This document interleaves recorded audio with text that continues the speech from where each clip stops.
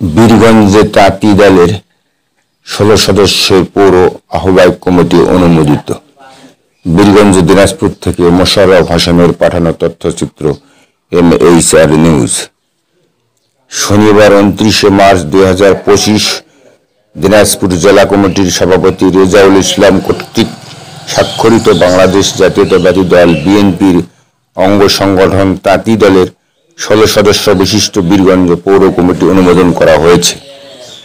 এতে দলের একনিষ্ঠ কর্মী, ত্যাগী নেতা নূর নবী আহ্বায়ক এবং শহীদুল ইসলাম আপনকে সদস্য সচিব সহ 16 সদস্য বিশিষ্ট 3 মাস মেয়াদী বীরগঞ্জ পৌর তাঁতি দল আহ্বায়ক কমিটি গঠন এবং অনুমোদন করা হয়েছে।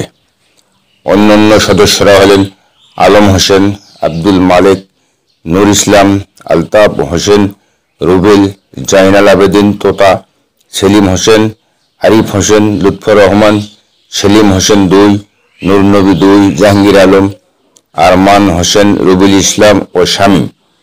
অনুমোদিত কমিটি আগামী 3 মাসের মধ্যে একটি সুন্দর, স্বচ্ছ ও গ্রহণযোগ্য কমিটি গঠন করবে মর্মে আশাবাদ ব্যক্ত করেছেন অনুমোদিত কমিটির নবনিযুক্ত আহ্বায়ক নূর নবী ও সদস্য সচিব আপন।